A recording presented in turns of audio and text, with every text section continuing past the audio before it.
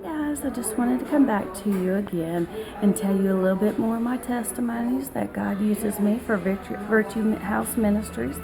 This will take us back to when I was at Bible college in New York, and we all had to choose a ministry where we would have to do evangelizing activities, and I couldn't sing, I couldn't play a music instrument, and open air evangelism was the biggest group out there, and I knew I didn't want to be put in that because that meant that I had to go to the streets of New York City and tell random strangers about the love of Jesus Christ, and that just wasn't who I was yet and was not what I wanted to do yet. So saw a ministry called Charity Church Mouse, and I knew that was the ministry I wanted to be in because we went to churches, to children who already had heard some things about Jesus, and I wasn't intimidated by children, and besides, I was in a costume. Nobody knew who I was and nobody could see me.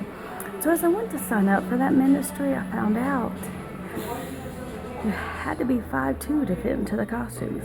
That's not me. I'm 5'9", and so guess what that meant? I was chosen to have to go into OAE. And not only did they have to make an extended group for those of us who did not have a ministry, but my name was the last name of the last group. So I deemed that God had a reason for it, and whatever it was, He would show me. So here it goes, some of what my adventures were in open air evangelism. It was during open air evangelism that I became burdened to see souls saved from eternal condemnation. This gave me the experience that I needed to gain the boldness to tell others about God's amazing love. I had the privilege to witness to all types of people during a week in New York City, and our OAE team spent time on Wall Street, in the Bronx, and Newark, New Jersey. We did rope tricks, told Christian children's stories, and did different street ministries, all to reach out to those who have not heard of Jesus Christ, the Savior of the world. Then, as I was a snow camp counselor, I had the privilege to lead my entire group of teenage girls to salvation just within several hours of them arriving to campus. This was my experience during my short stay in Bible college, was just enough to begin and put in me the seed for Virtue of Ministries. Another aspect of Word of Life Bible Institute was their dedication to nightly devotions. During the weekdays, the entire dorm gathered together as an assigned person would share what God led them to share. Again, this was not an easy thing for me. It was very difficult for me to speak in front of others. My night of devotions was not a time I was looking forward to at all.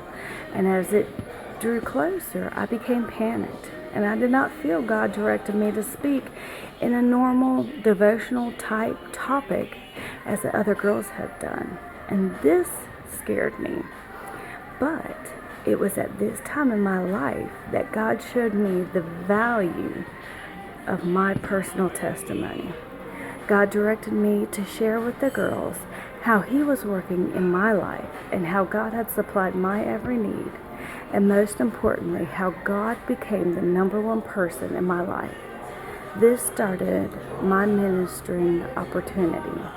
I realized at this time how I could use the voice of my testimony to touch others for the cause of Christ. And this is exactly what God has done with Virtue Ministries. It's by the word of my testimony. It's nothing but my testimony. I can't talk about anybody else because I don't know about anybody else, but I know about me. And I can tell you what God tells me, what He shows me, and what He does for me. And I believe in the fact that that's exactly what the Bible is. It's other people's testimonies of their stories of Jesus Christ. And so I know that I'm doing the will of God. And as I continue to share with you my testimony, I pray that God will use it for His honor and glory, and that lives will be touched. Much love to you all. I'm in His will. Me.